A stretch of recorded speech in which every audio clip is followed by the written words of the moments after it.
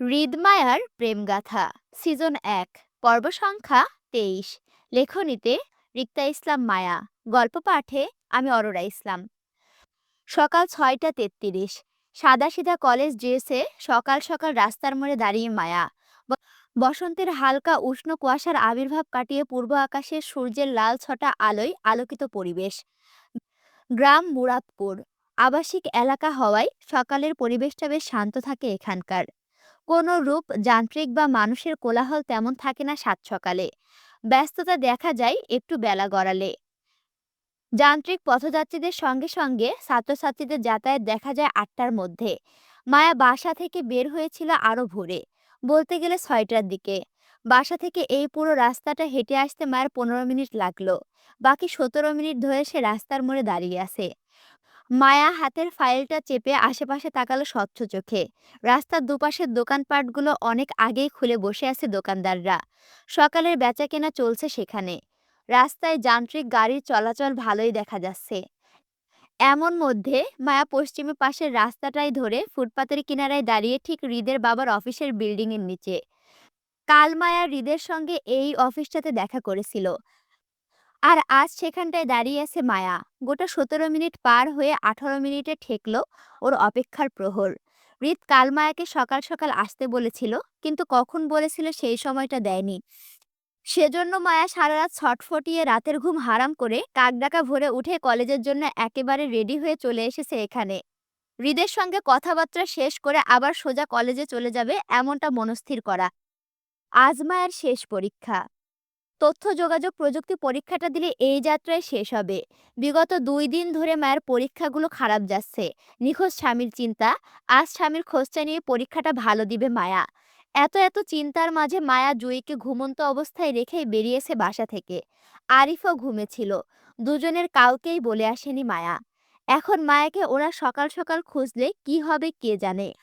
মায়াকে খুঁজে না পেলে নিশ্চয়ই টেনশন করবে। কিন্তু মায়া কাউকে বলে আসতে পারেনি। যদি বলে বের হতে চাইতো তাহলে জুই হাজারটা প্রশ্ন করতো মায়াকে, যার একটা উত্তরও আপাতত মায়ের কাছে নেই।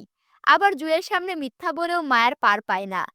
জুই চট করে ধরে ফেলে মায়ের মিথ্যাটা। সেই জন্য মায়া ইচ্ছা করে জুইকে কিছু না জানিয়ে বেরিয়েছে বাসা থেকে। তবে কলেজে গিয়ে না হয় জুইকে কিছু একটা বলে বুঝিয়ে বলবে। আপাতত মায়া না হয় চুপিসারে নিজের কাজটা শেষ করুক। তারপর না হয় জুই বকা দিলেও শুনে নিবে ও। কিন্তু তারপরও কাজটা শেষ হোক। তাছাড়া মায়া ওদের বিল্ডিংয়ের পাহারাদার চাচাকে বলে এসেছে সে শ্রেয়াদের বাসায় যাচ্ছে। সেখান থেকে সোজা কলেজে চলে যাবে। এমনটা আরিফ বা জুইকে বলতেই যদি তারা মায়ের খোঁজে আসে তো। মায়ের মনে খানিকটা ভয় কাজ করলো নিজের দুঃসাহসিকতা নিয়ে। আশেপাশে জড়তা মিইয়ে আবারও তাকালো। রাস্তায় পথচারী অনেকেই মায়ের দিকে তাকাচ্ছে। হয়তো মায়া এই অসময়ে কলেজ ড্রেসে দাঁড়িয়ে থাকার জন্য পথচারীদের দৃষ্টি ভিড়ে সে। মায়া হাঁসফাঁস করলো। চোখ ঘুরিয়ে আশেপাশে পরিচিত কাউকে দেখতে পায় কিনা তাই খুঁজলো। যার কাছ থেকে হৃদ বা আসিফের খোঁজ করবে এমন কাউকে খুঁজলো। মায়া মনে হলো সে বোকামি করে ফেলেছে ভিতরকার অস্থিরতা চেপে রাখতে না পেরে এত সকাল সকাল চলে আসাতে। মায়া ভাবলো সে কি করবে, চলে যাবে নাকি আরো কিছুক্ষণ দাঁড়িয়ে থাকবে। চলে গেলেও তো আর বের হতে পারবে না, একেবারে কলেজের টাইম ছাড়া। তখন তো জুই, আরিফ ওরা দুজনই মায়ের পাশে থাকবে। তখন আর হৃদ খানের সঙ্গে মায়ের আলাদাভাবে দেখা হবে না। আর না ওর নিখোঁজ স্বামীর তথ্য নিতে পারবে। মায়া ভাবলো আপাতত যাই হোক না কেন সে দাঁড়িয়ে থাকবে, যাবে না কোথাও। এবার মায়াকে যত বাজে দেখায় তো দেখাক, অন্তত আসিফের সঙ্গে দেখা না করে যাবে না ও। মায়ের অযাচিত সময় আরো ৫ মিনিট কাটলো দাঁড়িয়ে থেকে। তারপর হুট করে এক বিল্ডিং থেকে তাড়াহুড়ো করে নামলো আসিফ। ফর্মাল গেটআপে সে, কানে ফোন চেপে। হয়তো জরুরি আলাপ সারছে সে। তবে সিঁড়ির গোড়ায় আসতে পাহারাদারের একজন লোক বিল্ডিং এর গেট টেনে ধরতে আসিফকে বের হতে দেখলো মায়া। মূলত গেটের শব্দে পেছনে ঘুরেছিল মায়া, যার জন্য আসিফের দৃষ্টি পড়ল এই দিকটাই। সকাল সকাল মায়াকে বিল্ডিং এর নিচে দাঁড়িয়ে থাকতে দেখে আসিফ দ্রুত কল কেটে এগোলো সেদিকে। কয়েক কদমে দূরত্ব গুছিয়ে মায়াকে ডেকে বলল, আরে ভাবি, আপনি এখানে কি করছেন, তাও এত সকালে? আসিফকে দেখে মায়ের চোখ মুখ উজ্জ্বল হলো খুশিতে।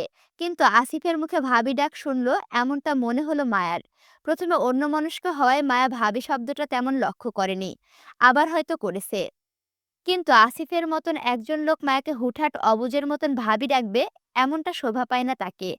আসিফ লোকটা ভালো, তাই মায়ের মনে হলো সে অযাচিত ভুল ডাক শুনেছে হয়তো। কিন্তু তারপরও মায়ের নিজের মনে সংশয় কাটাতে আসিফের করা প্রশ্নের উত্তরে সুন্দর করে হেসে শুধালো, আপনাদের কাছে এসেছিলাম ভাইয়া। কাল হৃদ ভাইয়া বলেছিল ওনার সাথে সকালে দেখা করতে, সেজন্য আসলাম। আপনি তাড়াহুড়োয় কোথাও যাচ্ছেন ভাইয়া? কোনো কাজে? ততক্ষণে আসিফ মায়ের সম্মুখে এসে দাঁড়ালো। ব্যস্ত গলায় বলল, জি আপু, আমি আপনাদের কাজেই বেরিয়ে যাচ্ছিলাম। ভালোই হলো আপনি চলে এসেছেন। হৃদ ভাইকে আপনি তিনতলায় পাবেন। আপনি সিঁড়ি ধরে সোজা তিনতলায় চলে যান। এই বিল্ডিংটা ভাইদেরই। আপনি বরং ওপরে যান। ব্যস্ত ভঙ্গিতে পেছনে ঘুরে আসিফ ততক্ষণে গেটের পাহারাদারকে ডেকে উঁচু গলায় মায়াকে সিঁড়ি পথে এগিয়ে দেওয়ার জন্য আদেশ করল। মায়ের দিকে ঘুরে মুখোমুখি হয়ে আসিফ বলল, আপনি যান আপু, দারোয়ান চাচা এগিয়ে দিবে। মায়া একটু আমতা আমতা করে নিজের মনের অযাচিত প্রশ্নটা করেই ফেলল আসিফকে, আসলে ভাইয়া, আপনি কি আমায় একটু আগে ভাবি ডেকেছেন? মায়ের কথায় আমতা আমতা করে বোকাভাবে হাসল আসিফ। তখন তাড়াহুড়ো করে কি বলতে কি বলে ফেলেছিল লক্ষ্য করেনি আসিফ। মায়ের এখন প্রশ্ন করাতে টনক নড়ল, কিন্তু সেটা মুখে প্রকাশ করলো না, বরং অস্বীকার করলো মায়ের কথার। না আপু, আপনি হয়তো ভুল শুনেছেন। আসিফের কথায় মায়া খানিকটা লজ্জায় পড়ল। ওর অযাচিত প্রশ্নটা এভাবে করা ঠিক হয়নি। সেজন্য সরি বলল আসিফকে। সরি ভাইয়া, আসলে আমার। মায়ের কথা শেষ করতে দিল না আসিফ। এর মাঝেই কথা কেটে অধৈর্য গলায় বলল আসিফ, ইটস ওকে আপু, আমি কিছু মনে করিনি। আপনি ওপরে যান। কথাটা বলে আসিফ আর দাঁড়ালো না মায়ের সামনে। পেছন ঘুরে উল্টো পথে চলল তাড়াহুড়ো করে। বলা যায় না, বেফাঁসভাবে আবারও না ভাবি ডেকে ফেলে মায়াকে। তখন হৃদ ভাই ওকে আস্ত রাখবে না। মায়া বেশ কয়েকবার আসিফের পেছনে ডাকলো, কিন্তু সে শুনল না, বরং দ্রুত পা চালিয়ে বিল্ডিং এর অপর পাশে থাকা গ্যারেজের দিকে গেল। আপাতত গাড়ি নিয়ে হৃদের বলা কাজগুলো দ্রুত সারতে হবে, নয়তো দেরি হলে হৃদ ভাই আরো ক্ষেপে যাবে। তাছাড়া মায়াও চলে এসেছে এতক্ষণে। এবার যদি আসিফ কাজগুলো করতে দেরি করে, তাহলে অবশ্যই শনি নাচবে ওর কপালে। মায়া হতাশায় আসিফের চলে যাওয়ার দিকে তাকিয়ে ঘাড় ঘুরালো বিল্ডিং এর দিকে। পুরো মাথা উঁচু করে দেখলো নাক উঁচু বিল্ডিংটা। এই বিল্ডিংটা কয়তলা হবে? মায়া গুনে দেখতে বোকার মতো মায়া গুনে গুনে ৭ তলায় গিয়ে ঠেকলো। মায়া বুঝতে পারলো পুরো বিল্ডিংটা ৭ তলা। হৃদ খান থাকেন ৩ তলায়। মায়ের কি একা যাওয়া ঠিক হবে কোনো ছেলের বাসায় হুট করে, তাও এত সাত সকালে? মায়া ভাবল, হৃদ খান কি আর একা থাকবেন এই বাসায়? অবশ্যই তার পরিবারের কেউ না কেউ থাকতে পারে। হৃদ খানের পরিবারকে তো মায়া চিনে, নতুন আত্মীয় হয় ওদের।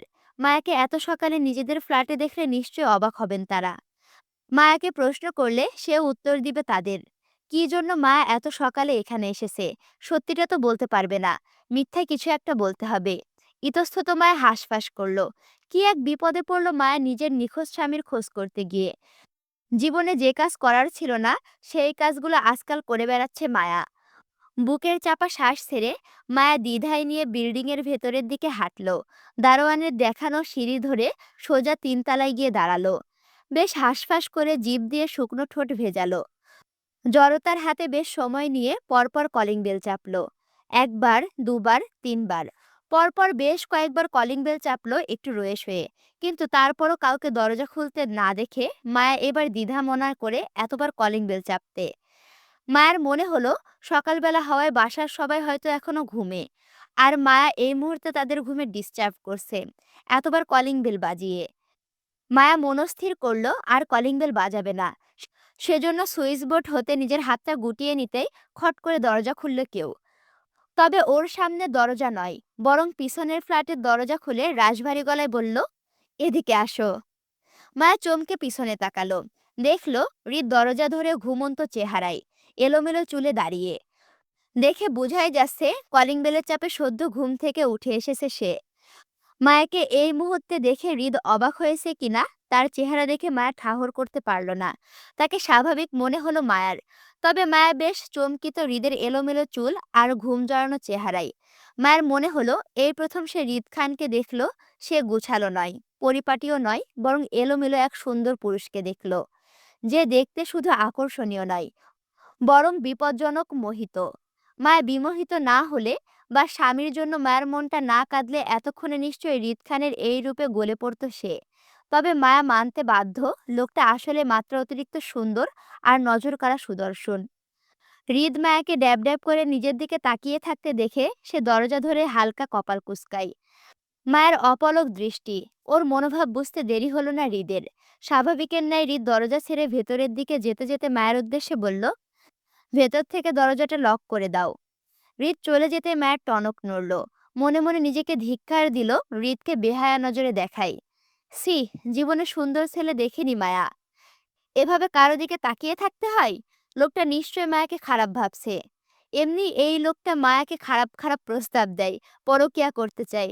এখন মায়ের বেহায়া দৃষ্টিতে লোকটা নিশ্চয় মনে করবে মায়া তার রূপে গলে গিয়ে পরকিয়া সম্পর্কে রাজি হয়েছে। মায়া বেশ অসহায় মনে করলো নিজের ভাবনায়। আজকাল ওর নিজের সাথে কি হচ্ছে সেটা ঠাহর করতে পারছে না সে। মায়ের মনে হচ্ছে ও অদৃশ্য কোথাও আটকে গেছে। কেউ ওর ফিলিংস নিয়ে খেলছে, কিন্তু কে তা জানে না মায়া। আর এখানেই মায়া অসহায় হয়ে পড়ে। চাপা দীর্ঘ নিঃশ্বাস ফেলে মায়া হৃদের পিছন পিছন ফ্ল্যাটের ভিতরে ঢুকলো। হৃদের কথা মতো দরজা লাগিয়ে পেছনে ঘুরতেই চোখে পড়ল ভিতরকার সাজানো গুছানো সুন্দর একটা ফ্ল্যাট। মায়া অবাক নেত্রে চারপাশে তাকালো। পুরো ৩ তলা সমন্বয়ে এই ফ্ল্যাটটি তৈরি। এপাশ ওপাশ দুপাশ মিলিয়ে একটা ফ্ল্যাট এটা। যার জন্য মায়া তখন দুটো ফ্ল্যাট ভেবে বিপরীত পাশে দরজাটাতে কলিং বেল চাপছিল। কিন্তু হৃদ অপরদিকে দরজা খুলেছিল। প্রথমত বাহির থেকে কেউই বুঝতে পারবে না এখানে দুটো ফ্ল্যাট নয়, বরং একটাতেই গড়া। মায়া ভেতরে ঢুকতে ঢুকতে চোখ ঘুরালো বিলাসিতায় ভরপিণ্ড ফ্ল্যাটটির সৌন্দর্যের দিকে। এত সাজানো গোছানো সুন্দর ফ্ল্যাটটিতে হৃদকে ছাড়া আশেপাশে আর কাউকেই চোখে পড়ল না মায়ার। মায়ের চোখ যখন ফ্ল্যাটের আভিজাত্য মাপতে ব্যস্ত, তখন হৃদ মায়ের ধ্যান ভেঙে পুনরায় বলল, এত সকালে যে? মায়া অল্প চমকে হৃদের দিকে তৎপর করে তাকালো জড়তার চোখে। জামাইয়ের খোঁজে দিশেহারা হয়ে থাকতে না পেরে সকাল সকাল আপনার কাছে চলে এসেছি তার তথ্য নিতে। এটা বলবে মায়া। এটা বললে নিশ্চয়ই হৃদ খান মায়াকে পাগল ছাগল মহিলা ভাববে। আবার জামাই পাগলাও বলতে পারে ওকে। তখন বিষয়টা ভালো দেখাবে না বলে মায়া মিথ্যা বলে মিনমিনি স্বরে বলল, কাল আপনি আমায় সকালে আসতে বলেছিলেন, কিন্তু কয়টায় আসবো সেটা বলেননি। সেই জন্য আন্দাজে এখন চলে আসলাম। আসলে একটু পর তারা আছে তো তাই। ৮টায় আমার পরীক্ষা, সেজন্য এখন না আসলে পরে আর আসার সময় পেতাম না। দৃঢ় কণ্ঠে বলল, কিন্তু আমার জানা মতে তোমার পরীক্ষার খাতা দেয় ৯টা ৪৫-এ, আর শুরু হয় ১০টায়, রাইট? মিথ্যা বলে ধরা পড়ে যাওয়া মায়া এইবারও মিনমিন করল। তারপর নিজের হয়ে গাইগুই করে ফের মিথ্যে বলে বলল, আমার ৮টায় কলেজে একটা কাজ আছে, দ্রুত যেতে হবে, তাই এত সকালে আসলাম। হৃদ নিজের এলোমেলো চুলে দু হাতে ব্রাশ করে পেছনে ঠেলে দিতে দিতে চোখ উঁচিয়ে তাকালো দেওয়াল ঘড়ির দিকে। ৬টা ৪২ বাজে। হৃদের দৃষ্টি অনুসরণ করে মায়াও সেদিকে তাকালো। হৃদ জানে মায় মিথ্যা বলছে। স্বামীর খোঁজে যে সকাল সকাল তার কাছে চলে এসেছে সেটাও বুঝলো। তবে সে ধরা দিল না। এই মুহূর্তে ধরা দিলেই সমস্যা। এই মহিলা তখন হৃদের সুন্দর একটা মুহূর্তে দারুণ একটা প্ল্যানিংটা নষ্ট করে দিবে। হৃদ ঘড়ি থেকে দৃষ্টি সরিয়ে ফের মায়ের দিকে তাকাতেই চোখাচোখি হলো দুজনের। মায়াও তখন সবে দেওয়াল থেকে দৃষ্টি সরিয়ে হৃদের দিকে তাকিয়েছে। দুজনের দৃষ্টি মেলাতে মায়া ইতস্ততায় নতমস্তিষ্ক হলো। জড়তার গলায় বলল, বাসায় আর কেউ নেই? আপাতত নেই। মায়া চমকে হৃদের দিকে তাকালো। সে কি? মায়া কি ভুল করে একা একটি ছেলের ফ্ল্যাটে ঢুকে পড়েছে? এখন কেউ ওদেরকে একত্রে দেখে নিলে কি হবে? নিশ্চয়ই মায়ের নামে বদনাম উঠবে। দুই ছেলে মেয়ে একা এক বাসায় থাকাই। তাছাড়া হৃদ খান কেমন না কেমন চরিত্রের মায়াও ঠিকঠাক জানে না। যদিও কোনো মেয়ে ঘটিত বিষয় আজ পর্যন্ত মায়ের জানাশোনা বা চোখের মধ্যে পড়েনি, তারপরও মায়া হৃদ খানকে ভালো বলতে পারছে না। তার কারণ, অন্য সব মেয়েদের সাথে হৃদ খান কেমন তা জানা নেই। তবে মায়ের সাথে এই লোক ভীষণ খারাপ। মায়াকে উল্টাপাল্টা কথা বলে, পরকীয়ার প্রস্তাব দেয়, হুটহাট কাছে চলে আসে, আবার বাজে ইঙ্গিতও দেয়, আবারও গা ঘেঁষে বসেও পড়ে। এমন লোকের চরিত্র কি ভালো হবে? মায়ের জন্য রিস্ক না? মায়া ভাবল দ্রুত সে হৃদের থেকে তথ্যগুলো নিয়ে চলে যাবে। সেজন্য সোজা কথাই বলল, লোকটার খোঁজ পেয়েছেন? ব্ল্যাক কফি, চিনি ছাড়া, কিচেন ওইদিকে। মায়ের কথার বিপরীতে হৃদের কথাটা বলে আঙুল তুলে ফ্ল্যাটের কিচেনটা দেখালো। মায়ের থেকে অনুমতি নয়, বরং আদেশ করলো তাকে কফি করে দেওয়ার। হৃদের কথার মাঝে মায়া তীব্র অধিকারবোধ মনে করল। কিন্তু কিসের এত অধিকার হৃদের? সম্পর্কে বিয়ান হয় বলে? হয়তো। তাছাড়া নতুন মেহমান বাসায় আসলে তাকে দিয়ে কেউ কাজ করায়? উল্টো হৃদ খানের উচিত মেহমান হিসেবে মায়াকে চা নাস্তা করিয়ে খাওয়ানো। সে জায়গায় মায়া এই লোকের জন্য কফি করবে? মায়া অবাক হওয়া সুরে জানতে চাইল, আমি? প্রায় পৌনে ৭টা। এত সকালে নিশ্চয়ই খেয়ে আসনি। আপাতত দুজনের জন্য নাস্তা বানাও, আমি ফ্রেশ হয়ে আসছি। অবাকে মায়ের চোয়াল ঝুলে পড়ল। একটার পর একটা অর্ডার। সে কি এই লোকটার কাজের মহিলা নাকি? নাকি তার বউ, যে এত অধিকার দেখিয়ে অর্ডার করলো? মায়া হতবুদ্ধি হয়ে আওড়ালো, অ্যাঁ? তৈলাক্ত খাবার পছন্দ না আমার। সাদামাটা কিছু বানাবে। নিজের কথা শেষ করে হৃদ ড্রয়িং রুম পার করে নিজের রুমের দিকে গেল। হৃদকে চলে যেতে দেখে মায়া তাড়াহুড়ো করে পেছন দিক থেকে ডাকলো হৃদকে। আরে, এই যে কোথায় যাচ্ছেন আপনি? আমার কথাটা তো শুনুন। ওই লোকটার খোঁজ পেয়েছেন আপনি? হৃদ মায়ের কথার উত্তর করল না, বরং চলে যেতে যেতে নিজ বাক্যে বলল, কিচেনে সব রাখা আছে, চেক ইট। মায়া হৃদের চলে যাওয়ার দিকে বিস্ময়ে তাকালো। ভারী অদ্ভুত লোক। সাত সকালে ডেকে কাজের মহিলা বানিয়ে দিল। একবার মায়াকে প্রশ্ন পর্যন্ত করল না সে আদৌ রান্না বান্না করতে পারে কিনা। মায়া হৃদের চলে যাওয়ার দিকে আবারও একবার তাকিয়ে হাতের পরীক্ষার সাদা ফাইলটা সোফার টেবিলের উপরে রাখলো। হৃদের দেখানো কিচেনে ঢুকতে দৃষ্টি বিস্মিত হলো। বেশ বড়সড় আর সুন্দর গোছানো কিচেন।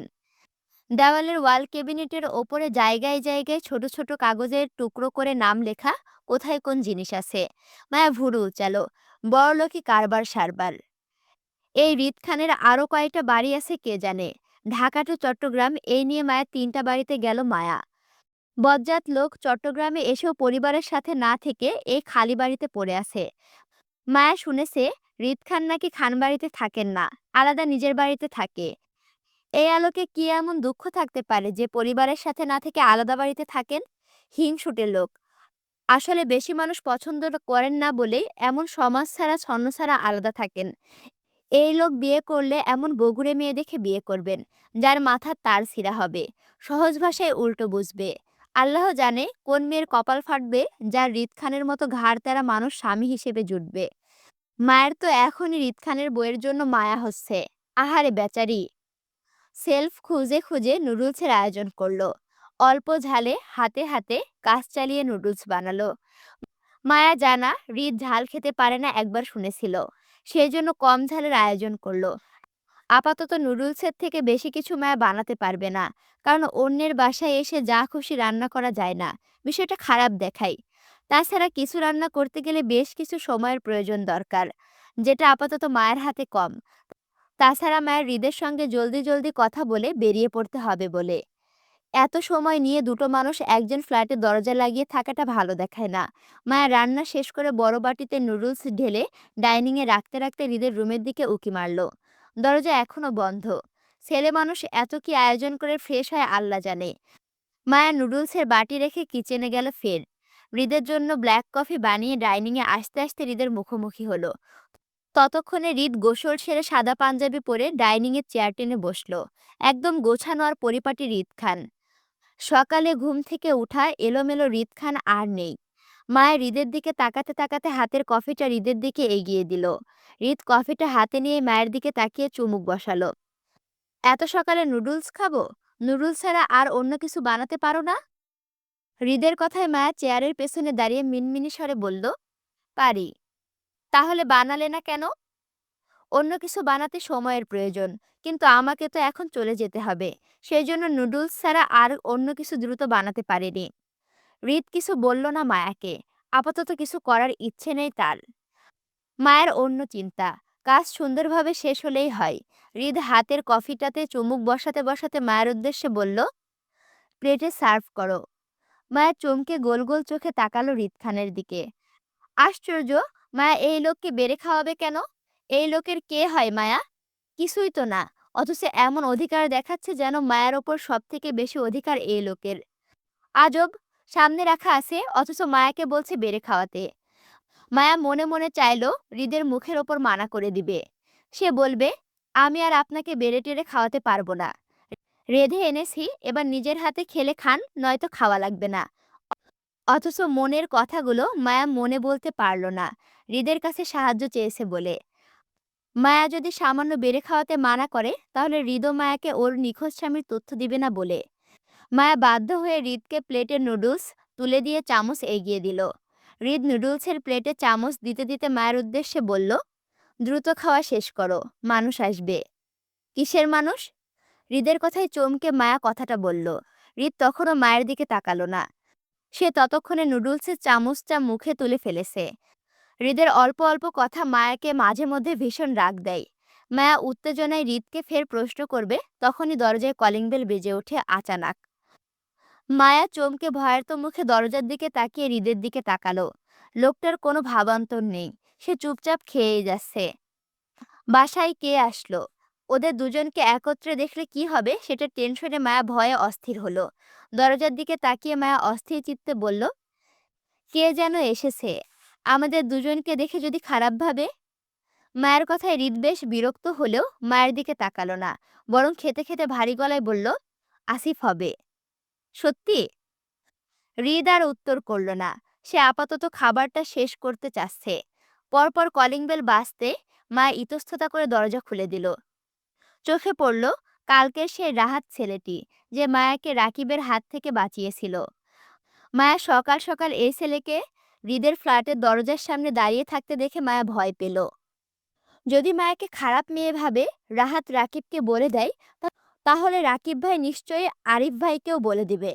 মায়া ভয়ার্ত মুখে রাহাতের হাসি হাসি মুখটার দিকে তাকিয়ে ভীতু গলায় বলল, ভাইয়া আপনি? রাহাতের ছটফট উত্তর আসলো তক্ষুনি। হাতের প্যাকেটগুলো মায়ের দিকে এগিয়ে দিতে দিতে বলল, জি ভাবি আমি।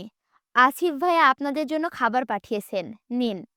মায়া ভয়ে ভয়ে খাবারের প্যাকেটগুলো হাতে নিতেই রাহাত তাড়া দিয়ে চলে গেল। যেতে যেতে বলল, আসি ভাবি, কিছু প্রয়োজন হলে ডাকবেন, আমি নিচেই আছি, আসসালামু আলাইকুম।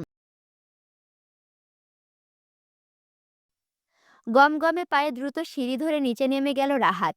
মায়া সেদিকে তাকিয়ে স্বস্তির নিঃশ্বাস ফেলল। যাক, ছেলেটা মায়াকে খারাপ চোখে দেখেনি, ভয় কাটল। মায়া দরজা লাগিয়ে ফের ডাইনিংয়ে আসলো। হাতের প্যাকেটগুলো টেবিলের ওপরে রাখতে রাখতে বলল, আসিফ ভাই খাবার পাঠিয়েছে আপনার জন্য, নিন। কথাগুলো বলতে বলতে প্যাকেটের ভিতর হতে খাবার বক্সগুলো খুলে হৃদের সামনে রাখল। আমার অলরেডি ডান, তুমি শেষ করো। সমস্যা নেই, আমি ঠিক আছি, খাওয়া লাগবে না। আমি কলেজে গিয়ে কিছু খেয়ে নিব। ওকে। হৃদ বিরক্তির কণ্ঠে কথাটা বলল। মায়া বেশ লজ্জিত হলো হৃদকে এভাবে বলতে দেখে। আরে মানুষ তো দুই একবার এমনিতেই সাধে খাওয়ার জন্য, অথচ এই লোক মায়াকে একবারও সাধল না মায়ের না করাতে। মায়ের তো সত্যিই খিদে পেয়েছে। মায়া লজ্জিত হয়ে যেতে নিলে হৃদ পেছন ডেকে বলে, আমার কথা আছে, বসো এখানে। মায়া ভাবল ওর স্বামীর বিষয়ে কিছু বলবে, সেজন্য চেয়ার টেনে সঙ্গে সঙ্গে বসে পড়ল হৃদের পাশে। তীব্র আগ্রহ নিয়ে হৃদের মুখের দিকে তাকাতেই হৃদ একটা প্লেটে মায়ের জন্য আসিফের আনা খাবার বক্সগুলো থেকে খাবার তুলে বেড়ে মায়ের সামনে প্লেটে রাখতে রাখতে বলল, নিছেন, আমি ফ্রিতে কিছু করি না, করা ইচ্ছেও নেই। মানবদরদি কিন্তু আমার বাবা, আমি নই। সেক্ষেত্রে বিনিময় ছাড়া কোনো কাজ আমার হাতে ওঠে না। তোমার ক্ষেত্রেও তাই। আমার কাছে সাহায্য চেয়েছো, আমি অবশ্যই করব, কিন্তু তার বিনিময়ে আমাকে দিতে হবে। সোজা কথা বলতে গেলে এক হাতে নিন, অন্য হাতে দিন, মানে হাতে হাতে সম্পর্ক বিষয়টা। কিন্তু তুমি আমার চাহিদা অনুযায়ী পারিশ্রমিক দিতে পারবে না, কারণ তোমার কাছে এত টাকা নেই। নাই থাকতে পারে, ছোট মানুষ তুমি, এত টাকা থাকার কথাও না। সেই জন্য আমি অফার করেছিলাম তোমার দুটো কিডনির থেকে একটা কিডনি আমাকে দিয়ে দিতে। আমি তা বিক্রি করে 2 লাখ এমনিতেই পেতাম, কিন্তু তুমি তাতে রাজি নও। কারণ তোমার ধারণা তুমি মরে গেলে তোমার স্বামী দ্বিতীয় বিয়ে করতে পারে। আসলে এমনটা আমারও ধারণা, বউ মারা গেলে স্বামী আরেকটা বিয়ে করাই উচিত। আচ্ছা যাই হোক, তুমি যখন তোমার একটা কিডনি দিতে ইচ্ছুক নয়, সেই জন্য আমি ভাবলাম তোমার না হয় তোমার স্বামীর একটা কিডনির ডিল ডান করি। আমি তাকে খুঁজে পেলে তার একটা কিডনি আমি রেখে দিব আমার পাওনাদার 2 লাখ টাকার দায়ে। এতে তুমিও মরবে না, তোমার সংসারে দ্বিতীয় নারীও আসবে না। আমাদের পরকীয়া সম্পর্কটা থাকলো। তবে ভয় নেই, একটা কিডনি দিয়েও কিন্তু মানুষ বাঁচে অনেক বছর, মরে না। হৃদের মুখে আবারও পরকীয়া প্রস্তাবটা পেয়ে মায়ের নাক মুখ কুঁচকালো। দুনিয়াতে এত সম্পর্ক থাকতে মায়াকে কেন এমন বাজে প্রস্তাব দেয় মায়া বুঝে না। তারপরও মায়া এখানে গলা উঁচিয়ে হৃদের সাথে তর্ক করতে চাইল না, যেহেতু হৃদ এখন মায়াকে ডেকে নিশ্চয়ই কিছু বলবে। তাছাড়া কিডনি মায়ের যাক বা ওর স্বামীর একই তো হলো, লোকটাকে খুঁজে পেলেই তো হলো। মায়া হৃদের কথায় ঘাড় বেঁকে সম্মতি দিল। মায়াকে সম্মতি দিতে দেখে হৃদ ভুরু উচালো। নারী আসলে সব পারে। স্বামীর কিডনিও তার অগোচরে পর্যন্ত বিক্রি করে দিতে পারবে, তারপর নিজের সংসারে পর নারী চায় না। হৃদ মায়াকে তীক্ষ্ণ নজরে দেখে কলেজে ঢুকতে ঢুকতে মায়ের ৯টা বেজে গেল। আসিফ হৃদের গাড়ি করে মায়াকে এইটুকু পথ দিয়ে গেল। এতক্ষণ কলেজে বেশ ভালোই আনাগোনা হয়েছে স্টুডেন্টের। জয় এখনো কলেজে আসেনি, হয়তো একটু পর আসবে। তবে শ্রেয়াকে দেখা গেল কলেজের চত্বরেই। অবাক চোখে মায়ের দিকে তাকিয়েছিল সে। হয়তো বোঝার চেষ্টা করছিল মায়া হৃদের গাড়িতে কিভাবে আসলো। মায়া প্রথমে বুঝলো না শ্রেয়ার দৃষ্টিকোণের কারণ, কিন্তু তারপরে ঠিকই বুঝলো যখন শ্রেয়া মায়াকে এই নিয়ে প্রশ্ন করলো সে কিভাবে হৃদের গাড়িতে আসলো। মায়া খুব স্বাভাবিকের ন্যায় জানালো সে হৃদের সাথে দেখা করতে গিয়েছিল, সেই জন্য হৃদের গাড়িতে করে আসা। তবে মায়া বিস্তারিত ভেঙে না বললে শ্রেয়াও বিস্তারিত জানার আগ্রহ দেখালো না। বরং শ্রেয়া যেটা জানার আগ্রহ দেখালো সেটা হলো, তোর হৃদ ভাইকে কেমন লাগে মায়া? দুই বান্ধবী কলেজ ভবনের ২য় তলার করিডোরে দাঁড়িয়ে। পরীক্ষা ১০টায়। জলদি আসায় তাই আপাতত ক্লাসের সামনে দাঁড়িয়ে। শ্রেয়ার কথায় মায়া করিডোরের রেলিংয়ে দেওয়াল ঘেঁষে দাঁড়িয়ে শ্রেয়ার দিকে কপাল কুঁচকে তাকালো। লহাময় গলায় শ্রেয়ার প্রশ্নটা শুধরিয়ে জানতে চাইল, কেমন লাগে মানে কি? কি বোঝাতে চাচ্ছিস ঠিকঠাক প্রশ্ন কর, তারপর না হয় উত্তরটা আশা করিস। মায়ার কথায় কিঞ্চিত বিরক্ত হলো শ্রেয়া। তারপরও মায়া বোঝাতে চেয়ে বলল, ঠিকঠাক প্রশ্নই তো করলাম। ছেলে হিসেবে হৃদ ভাইকে তোর কেমন লাগে? শ্রেয়ার প্রশ্নে মায়ের কুঞ্চিত কপালে ভাঁজ শিথিল হয়। বেশ অবজ্ঞা করেই বলে, কেমন আবার লাগবে? ৮-১০টা ঠিকঠাক পুরুষ মানুষের মতোই লাগে। তবে ওনার রাগ অহংকার, সাথে সাথে লোকটা একটু বেশিই সুন্দর। এত সুন্দর মানুষের বউগুলার কপাল খারাপ হয় বুঝলি। সুন্দর পুরুষগুলো বউকে ভালোবাসতে চায় না, কারণ তাদের নিজের রূপের অহংকারেই শেষ হয় না। সেইখানে বউদের রূপ তো ডাল ভাত বুঝলি। এই সুন্দর পুরুষগুলোর বাইরের নজর বেশি থাকে। বিয়ের পর পরকীয়ার সম্পর্ক কিন্তু এদের দিয়েই হয়। যদিও সবটা আমার ব্যক্তিগত মতামত, তবে এই কারণে আমারও সুন্দর পুরুষে অ্যালার্জি, সহ্য হয় না। আমি তো নিজের জন্য পারফেক্ট কালো পুরুষই নির্বাচন করব, যে আমার রূপের প্রশংসা করতে করতে পঞ্চমুখ থাকবে। সারা জীবন আমার আঁচল ধরে ঘুরবে আর বলবে, বউ আমাকে একটু ভালোবাসো তো। শোনো কি বলবে, বললো বলো তো। বউ আমাকে একটু ভালোবাসো তো। দেখো, তোমার ভালোবাসায় আমি কঙ্কাল হয়ে যাচ্ছি দিন দিন। ভালোবাসা এত কৃপণতা করলে চলে বলো? তার তারপর যেই দিন আমি একটু রাগটাগ দেখাবো, সেই দিন সে এসে বলবে, বউ ধরো তো, এই পরা পানিটা খাও। পীর বাবা থেকে এনেছি তোমার জন্য। এই পরা পানিটা খেলে তুমি আর রাগটাগ করবে না, বরং আমাকে বেশি বেশি ভালোবাসবে। এটা ভালোবাসাবাসীর পরা পানি। তুমি বরং খাও খাও। মায়ের ব্যক্তিগত মতামত আর স্বামীকে নিয়ে অদ্ভুত সব কথাবার্তায় হতভম্ব হয়ে যায় শ্রেয়া বলে, ভালোবাসার জন্য বুঝি কেউ পরা পানি খাওয়ায়? এটাও সম্ভব বুঝি? মায়ের দৃঢ় গলায় উত্তর আসলো তক্ষুনি, অবশ্যই সম্ভব। সোলমেট বুঝিস? বিবাহিত জীবনে যারা সোলমেট পায় তাদের দেখবি এমন ছোট বড় সব পাগলামোই করে বেড়ায় পার্টনারদের জন্য। তাই আমিও আল্লাহর কাছে নিজের জন্য একটা সোলমেট চাই। সে যেমনই হোক, কিন্তু আমার সোলমেট হোক। আমার বিশ্বাস আমি পাবো। আর সেজন্যই সোলমেট হিসেবে নিজের জন্য একটা কালো ছেলেকে চাই। নয়তো দেখা যাবে হৃদ খানের মতো সুন্দর কোনো পুরুষ যদি স্বামী হিসেবে কপালে জুটে, তখন জামাই আমার পেছনে পেছনে নয়, বরং আমি জামাইয়ের পেছনে পেছনে পীর বাবার পরা পানি নিয়ে ঘুরতে হবে, তার ভালোবাসা বাড়ানোর আশায়। বুঝলি?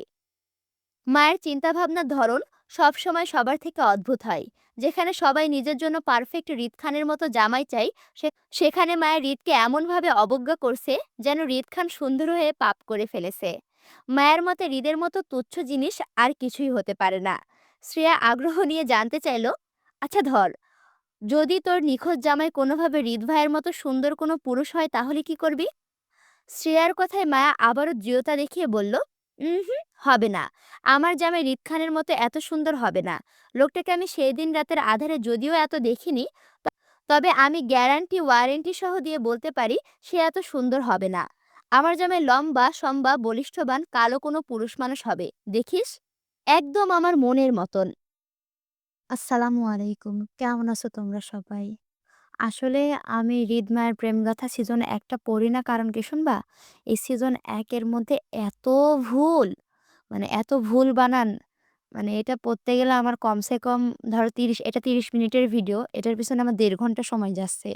এত স্পেলিং ভুল দেওয়া আছে। কি করব বলো তো? অনেক বানান ভুল দেওয়া আছে।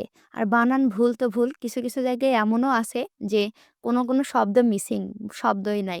এই যেমন পড়তে এক জায়গায় দেখলাম আ যোগাযোগ প্রযুক্তি সম্ভবত।